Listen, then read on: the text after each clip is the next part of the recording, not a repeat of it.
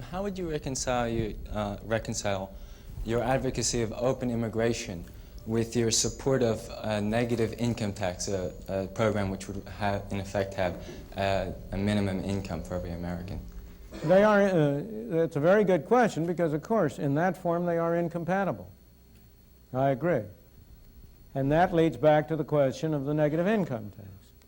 If you were starting from scratch, if you did not have any welfare programs at all, if you were back in the situation when you did have open immigration, I am very dubious that I would be in favor of a negative income tax. I am not in favor of a negative income tax as a good thing in and of itself. I am in favor of it as superior to the present welfare mess and as a way in which we can possibly move from where we are now to a situation under which you could have open immigration. I agree, today you could not have open immigration. You could not have open immigration because you do have essentially a guaranteed minimum income, whatever you call it. You have a guaranteed minimum income in the form of a large number of very varied and different kinds of programs, whether you include food stamps, aid to dependent children, Social Security, SSI, and so on. They are a mess. They mean that people who are in the same position may get very different benefits depending on how many programs they can qualify for. It means that many people have a strong incentive not to work, and that by working they only make themselves worse off, and so on down the line. At the same time, you cannot abolish all those programs overnight. You have some millions of people whom you have led to become dependent on those programs. If you hadn't had the programs, they wouldn't have been dependent. But there they are now. You cannot simply turn your back and say, we're going to pull out the rug from under you. You have to have some kind of a transitional device. And I have always viewed the negative income tax as a way in which you could have a program that would be far superior to the present structure, in that it would help people who are poor because they're poor. It would help them in a way which would retain an incentive for them to work. And at the same time, over time, you could gradually get out of the business by holding the amounts relatively steady while the economy grew and grew away from it. And then if you started in that direction, maybe you could eventually come to a position where it would be possible to have free immigration. Thank you. Thank you.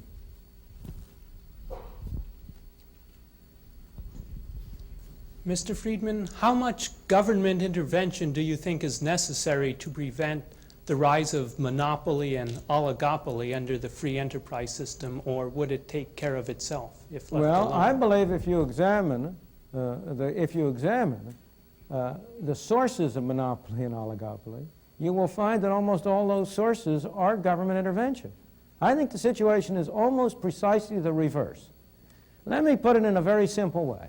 Suppose I were to ask this audience my favorite question along these lines. You have one law you can pass. Its only purpose is to reduce the extent of monopoly. That's its only purpose. You have one law. What law would be most effective in achieving that end? What law would you pass? I don't mean any gimmicks. You know, it's not going to be something in which you can have a law with 4,000 different parts. I'm not asking a very complicated question. What would you do? Limit the size of the market that they could. Well, that's one proposal. The limit is proposal. But you will agree with me, I'm sure, immediately that mine is a much better one. And that's free trade. Eliminate all tariffs and all restrictions on foreign trade, and you enable the world to come in as competition to prevent domestic monopoly. Wouldn't that do a great deal more good in preventing monopoly than would a limit on the size of enterprises, with much less restriction in human freedom? Now, if you ask yourself, where do monopolies come from? In the United States, the most important and the strongest monopolies are unquestionably those that derive from governmental privilege. The monopoly of a TV license, granted by the government at a zero price. That's a source of monopoly privilege. It also has been a source of wealth for some notable Americans. The grant of a tariff protection. Would the steel industry in the United States have any kind of monopoly or oligopoly position if it weren't able to get government to impose restrictions on imports of foreign items and so on? Trade union monopolies. They get their strength and their support from Davis-Bacon Act, Walsh-Healy Act, other governmental measures that interfere with competition by others. It's very hard. In fact, I have tried to consider, and George Stigler is a greater authority on this than I, so maybe we ought to get him in to add to this, what private monopolies there are that have been able to maintain themselves over any long period of time without government assistance. And I have myself only been able to construct two. One is an international one, the De Beers Diamond monopoly. It really is I don't understand it. Maybe George can tell us the answer. But it has been successful over a very long period. And the second was the New York Stock Exchange. Not more recently, because since 1934 it's had the help of the SEC. But before 1934, from about the Civil War to 1934, so far as I know, it had no government support, and yet it did maintain an effective monopoly. But almost every other case, you have temporary monopolies develop, and if the government doesn't come in to shore them up, they fall to pieces. The railroads became a monopoly only because they were able to get the Interstate Commerce Commission established. Trucking is a monopoly because the ICC keeps out competitors. And you can go down the line and find that one hypothetical monopoly case after another derives from governmental assistance and support. So I think the answer to your question, and you and I have the same objective here, is less government intervention, not more. Thank you. I very much enjoyed your example about the pencil, but it raised a very serious question in my mind, is that there's only so many trees to get that pencil from, and there's only so much steel to be mined.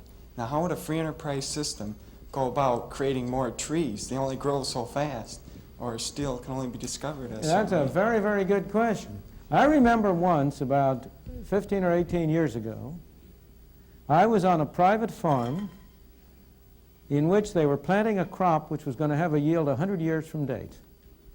That crop was trees. It was a farm in Sweden, which was a tree farm, and they were planting trees. And they were doing it for private enterprise purposes.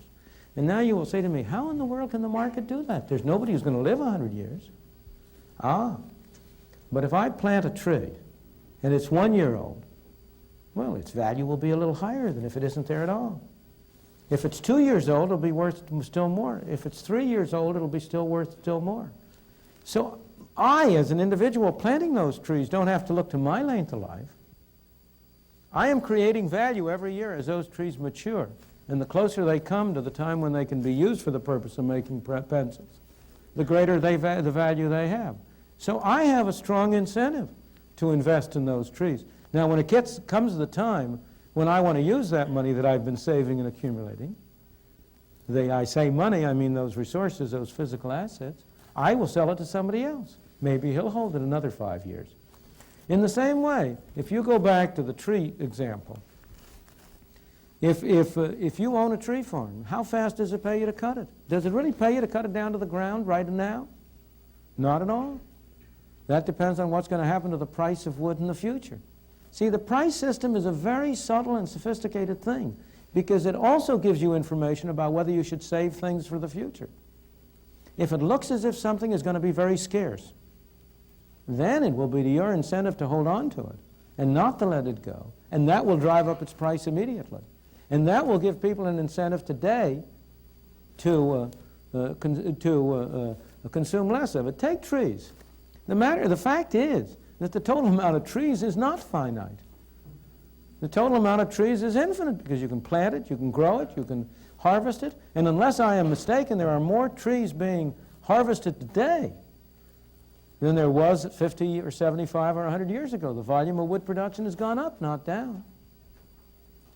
It's really a mistake to suppose that you've got a finite... You see, again, if you'll pardon me, you're involved in the same mistake I mentioned before, the fixed pi idea, the zero-sum game idea.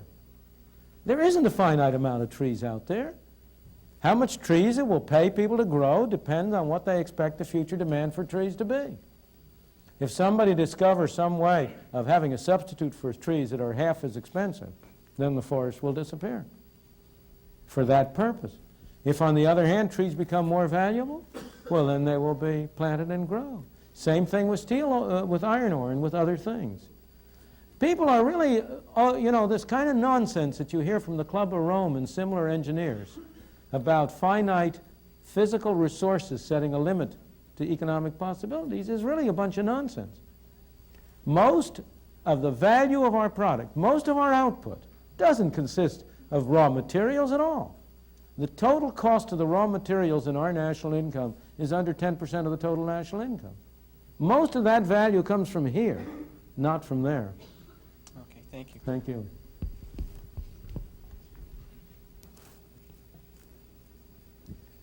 In your opening comments, sir, you made some reference to ethnic separation and the melting pot. Well, it seemed that you spoke in disparaging tones as to ethnic solidarity. Would you please comment on that? Sure, I'll be glad to.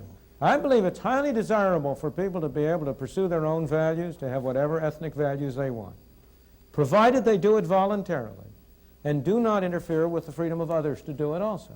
We want a society of variety and diversity. We want a society in which people can celebrate their own special ethnic backgrounds. But that's a very different thing from a society in which there is somehow, which somehow takes ethnic characteristics as a criterion for preference or lack of preference. For a society which moves away from the doctrine of color-blindedness to the doctrine of so-called affirmative action. That's the problem. The problem is, you see, this is one component of a very much broader problem. You cannot achieve, in general, good ends by bad means. And the ends, the desire to correct past discrimination, the desire to improve the conditions of people, and to enable people of all colors, creeds, backgrounds to have a more even start, is an admirable end.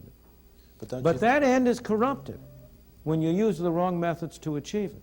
And the methods of force and coercion are, in my opinion, the wrong methods that do corrupt it. And often react against you. Don't you think it's through ethnic solidarity that many minority groups were able to make advances in the American society? Not in the slightest. If you look at the way in which ethnic minorities made advances, it was not through ethnic solidarity. It was through the free market. You can take any group you want to, whether you take, for example, the group obviously I've been closest to are the Jews. How did the Jews make their way? Only in the competitive areas of the American economy. How did the blacks make their way? Only primarily in the competitive areas. The laws, what have been the greatest hindrance? Where are the areas where the blacks have been most hampered? In those areas where government has supposedly been doing something for them. There is no area in American life in which the blacks are more disadvantaged in the kind of schooling they can get. Why? Because it's provided by the government. The minimum wage laws are supposed to be to help the poor, to help the disadvantaged. They are the most anti-Negro laws on the books. Why do we have unemployment rates of 40 to 50 to 60% for black teenagers? Because the law says it is illegal for an employer to hire them at a wage which corresponds to their productivity and to their worth. That he can only hire them if he's willing to pay them charity. It's a law that he must discriminate against people with low skills. First, we give them lousy government schools so they have no skills. And then we make it impossible for them to get job training on the job, by saying to employers it's illegal for you to hire them.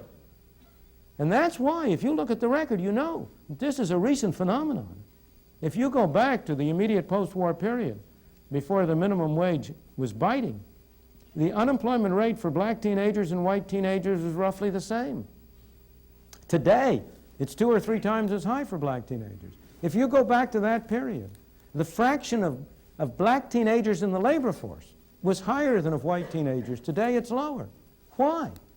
That's almost entirely a result of the minimum wage law plus the very inferior form of governmental education.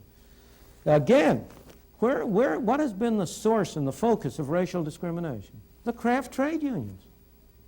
Why? Because they have gotten governmental monopoly powers, essentially, that has enabled them to keep people out. What is the activity, the commercial activity, which has had the greatest degree of exclusiveness of blacks and, in this case, also of Jews? No doubt. For decades, it was banking. Why? because banks had a franchise from the government.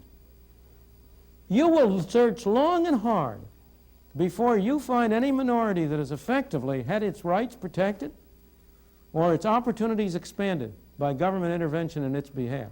Try to find an example. Okay, but isn't it often through solidarity of a group that they are able to fight government intervention, such as or any group's intervention in their rights, such as overthrowing quota systems like... Well, let me see. Let me separate issues. I have no quarrel to ethnic solidarity, of course, in the sense of helping one another, and no doubt, by a feeling of identification and of assisting one another. They have helped one another, of course. But the particular aspect you're taking of it is to say that one evil raises another evil. I agree with you that once you start on the route where you turn to government to control the conditions of entry, then people who want to fight against bad government discriminations have no other choice but to go through the same political mechanism. So I agree with you that they have. But that's as a lesser evil, not as a positive good. Okay, thank you. Dr. Friedman, in relation to your statements as far as Mexican immigration go, I'd like to make the following comment, and that is that it seems to me that Mexican immigrants have a choice between, on one hand, staying in Mexico and getting what life they can, which to me seems like trying to evade starvation as long as possible, or crossing the river and then taking the job that they have available. And what I'm wondering is this choice a choice at all, and is it not equivalent to the gun against the head that you were talking about as absent from the free... Who's holding the gun? The capitalists in Southern California who own the... On the contrary, it's in your image, it would be the Mexicans who are holding the gun. Well, Because what denies them the opportunity in Mexico? there aren't enough capitalists in Mexico, as opposed to...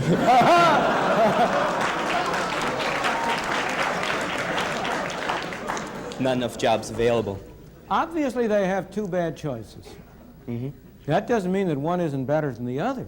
Well, and yeah, you I must agree. distinguish sharply between the somebody giving you a choice, which is not a very satisfactory one, and somebody imposing something on you. Nobody is holding a gun to the head of these people and saying they should come to California. They are coming there because they believe they can have a better life for themselves and their children. They can have a better one, yes, but is it a life... All right, as you said yourself, no American would like to do these jobs. No, it's not that no American would like to. Many Americans would be perfectly willing to if that were their only alternatives, but the Americans have better opportunities. Fine. How did the Americans get to have those opportunities? By being American citizens? Is that the point No, you're trying no, to... by initially going through stages similar to that which the Mexicans are going through. So, You know, people don't come full-blown into the world. The nations don't come full-blown into the world with skills and capital and so on. That all has to be derived through a long historical process. I agree. And what's the alternative?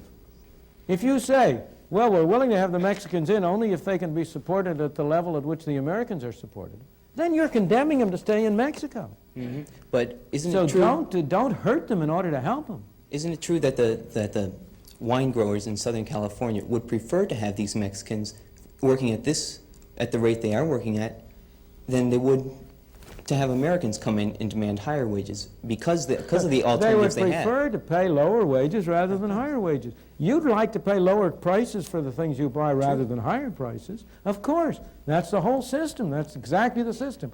And if you say to the Mexicans, you may not offer to work for lower wages, then you're denying them the only weapon they have.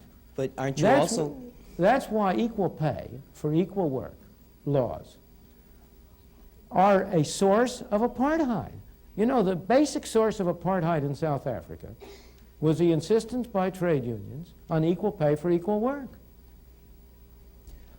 The women who go around today urging equal pay for equal work are being anti-feminist.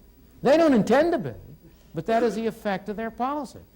Because if there is any activity in which, for any reason, a male is preferable to a female, or vice versa, the only weapon the less productive sex has is to offer to work for less. And if you deny them that opportunity, you're assuring yourself that you're going to have all male jobs or all female jobs, all white jobs or all black jobs. But aren't you also condemning them to stay that way? Not at all. Not at all. The typical course, if you go back to American history, by taking these low-paid jobs, a great many people, not all, but a great many people were able to develop skills and activities, accumulate a little skill, a little capital, a little knowledge, improve their lot, become advance in the stage, get to a higher level of productivity, and get a higher income. That's been the typical way up the ladder for most of the people who came in here. It was a way up the ladder for my parents, for your parents or grandparents or great-grandparents, I don't know which. And that's the way in which, unfortunately, there's no way in which you can immediately propel people to the top of the ladder. Okay, thank you very much. Thank you. You spoke a few times, you mentioned distribution of wealth. Sure. But most of what I've heard you talking about has been about the distribution of income rather than about the distribution of wealth. Yes. Now, you wouldn't argue, at least I hope you wouldn't, that the person in, let's Okay, say, sure. let's say India is genetically inferior, say, to the person in America. It's rather through the purely arbitrary circumstance of birth that he's in a country with a less developed economy or in a family that doesn't have as large a share of the capital. And that's not something that he's to blame for. Oh, I'm not So that blaming anybody. Even if the free market system equitably works and everyone progresses an equal amount, that person who started out with a lesser share of the capital is still going to end up with a lesser share of the capital. That's right. And there's nothing in the free market system that's going to enable him to make up for what was a purely arbitrary deficit in the first place. And given that the kind of people who become successful capitalists do not become that way by giving away their wealth voluntarily, isn't it necessary to forcibly redistribute wealth before you can begin to operate under a capitalist system? No, it is not. Now, but let's examine this argument. Because of course it's true. There's no justice in the distribution of income or wealth. I never would argue there is. Those who are wealthy don't deserve to be wealthy any more than those who are poor deserve to be poor. It's pure accident. And we might, but if you start to look at things that way, you're going to go down the wrong line. Because you're going to get back into this kind of a situation of destroying the good things, destroying what is possible in the search of an impossible ideal. The only way in which you can redistribute effectively the wealth is by destroying the incentives to have wealth. And the question is, what is the way, what is the system which will offer those people who are so unlucky as to be born without good positions, what is the system which will offer them the greatest opportunity? Well, one possible way of redistributing the wealth without affecting the incentives to earn as much income as possible is simply to have a 100% inheritance tax. But Since that that would won't not- affect the incentives, it's only after the person's dead anyway. I beg your pardon. I'm afraid, I don't know the family you come from. I don't, but as you grow up, you will discover that this is really a family society and not an individual society. We tend to talk about an individualist society, but it really isn't. It's a family society. And the greatest incentives of all, the incentives that have really driven people on, have largely been the incentives of family creation, of family, of pursuing, of establishing their families on a decent system. What is the effect of 100% inheritance tax? The percent of an 100% inheritance tax is to encourage people to dissipate their wealth in high living. What's the harm in that? The harm in that is that where do you get the factories? Where do you get the machines? Where do you get the capital investment? Where do you get the incentive to improve technology? If what you're doing is to establish a society in which the incentive is for people who, if they by accident accumulate some wealth, to waste it in frivolous entertainment. You know, the thing is that the thing that is amazing that people don't really recognize is the extent to which the market system has, in fact, encouraged people and enabled people to work hard and sacrifice in what I must confess I often regard as an irrational way for the benefit of their children. One of the most curious things to me in observation is that almost all people value the utility which their children will get from consumption higher than they value their own. Here are parents who have every reason to expect that their children will have a higher income than they ever had. And they scrimp and save in order to be able to leave something for their children. I think you are sort of like a bull in a china shop if you talk about the 100% inheritance tax having no incentive effects. It would destroy a continuing society. It would destroy a society Well, you're saying in which there are links from one generation to the next. Okay, Mr. Friedman, referring to the statements that you made about women who advocate equal pay for equal work. Gee, I thought I'd get a rise out of that sooner or later. Delighted to have it. Yes, okay, I just would like to know if you're insinuating or perhaps, point blankly saying that women and other minorities' skills are inferior to those of those now holding those jobs, and that they need to go through a period where their skills need to be improved and therefore deserve to be paid less? No, I don't think desert has anything to do with it. First of all, I think desert is an impossible thing to decide. Who deserves what? Nobody deserves anything. Thank God we don't get what we deserve. But I'm not saying that at all. I'm saying a very different thing. I'm saying that the actual effect of requiring equal pay for equal work will be to harm women. If women's skills are higher than men's in a particular job and are recognized to be higher, the law does no good, because then they will be able to compete away and can get the same income. If their skills are less for whatever reason, maybe it isn't because it's their sex, maybe it's because they were out of the labor force, maybe it's for other reasons, and you say the only way you are able to hire them is by paying the same wage, then you're denying them the only weapon they have to fight with. If the unwillingness of the men to hire them is because the men are sexist, what's the phrase, racist, sexist pigs or whatever, if that's the only reason they want to hire them, nonetheless, you want to make it costly to them to exercise their prejudice. If you say to them, you have to pay the same wage no matter whether you hire women or men, then here's Mr. Sexist Pig. It doesn't cost him anything to hire men instead of women. However, if the women are free to compete and to say, well, now look, I'll offer my work for less, then he can only hire men if he bears a cost. If the women are really good as a man, as good as the men, then he's paying a price for discriminating. And what you are doing, not intentionally, but by misunderstanding, when you try to get equal pay for equal work laws, is what you are doing is reducing to zero the cost imposed on people who are discriminating for irrelevant reasons. And I would like to see a cost imposed on them. I'm on your side, but you're not. Thank you.